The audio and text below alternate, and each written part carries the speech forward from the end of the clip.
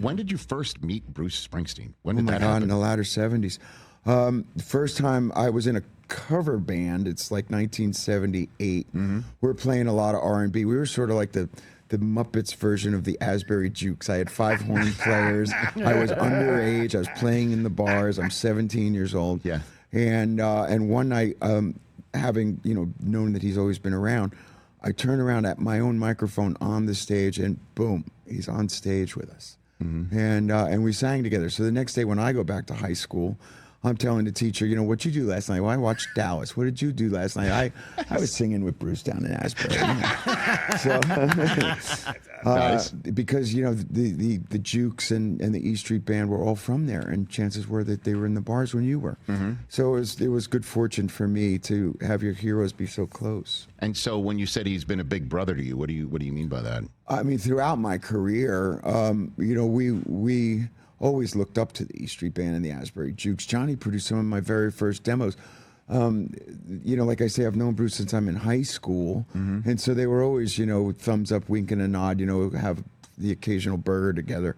But as I got older and we got older, it's in that documentary. Like Yes. we go take these 100-mile drives where we just, no radio, no phones, nobody. And now we can talk like two older, wiser men who have been around the block a few times, and somebody needs somebody to talk to every once in a while, including even him, So you're just where you leave, you're incommunicado, you're on the road, and just talking about life, you Sure. and Bruce Springsteen Yeah. on the road?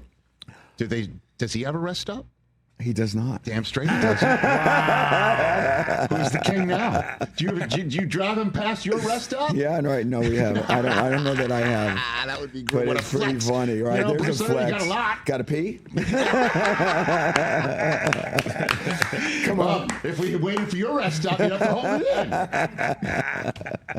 Well, that must be so cool. I mean, honestly, There's just one of the many kind of cool stories, just hanging out with he or Southside throughout my life, and it's all true. And he says the same thing. I mean, it's for the first 5 times you'd wish a cop would pull you over because you want to roll down the window and go, "Hey, how you doing?" Yeah. But there have been times now over the years where we have pulled into a place and gone somewhere, and it's funny. It's funny. Well, finish it up. I know you. We've Sound done like you're. everything from going to. We went to a flea market. I mean, we pulled into a flea market. You and Bruce Springsteen going to a flea market. Just walk through the aisles of the flea market. We go to an ice cream parlor, pull in to get a water somewhere, especially during the early stages of my throat surgery where he had to do all the talking. I remember we pulled into a liquor store to just pick up some waters, Right, to keep my whistle wet. Right. And a guy went in this store, and I'm sitting in the car.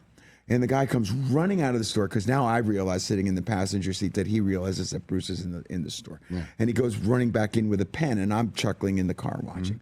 And then the guy gets his autograph, and now he's walking back to his car, and he just glances over his shoulder at what he realizes is Bruce's car and sees me in the passenger seat, loses his mind, So it was like funny things like that. Or there was a day, I remember there was a guy at a VFW, like one of the good old collections on a Saturday afternoon where you're sitting at a stoplight and the guy has a bucket and he wants change, for the VFW. Yeah. And I happened on this day to have $1 in my pocket, thank goodness. And I roll down my window and I give the guy the couple bucks.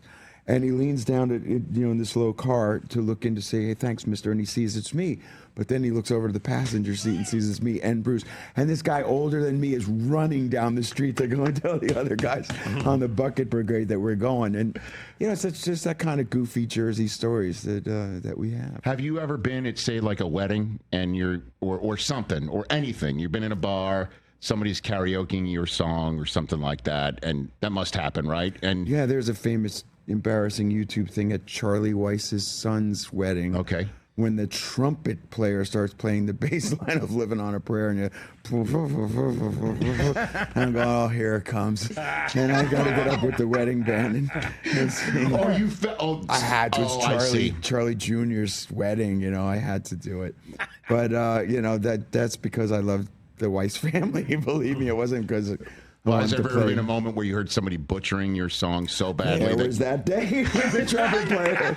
That wasn't my favorite version. Okay? That's my love of just Charlie for your and own Charlie. brand, you had to just stop it and That's take my love over. of the Weiss family. So there you go. Oh my gosh, that is outstanding. Yeah. Hey, you made it all the way to the end. Thanks for that. Check us out every single day streaming live on Disney Plus and the ESPN app 12 to 3 Eastern.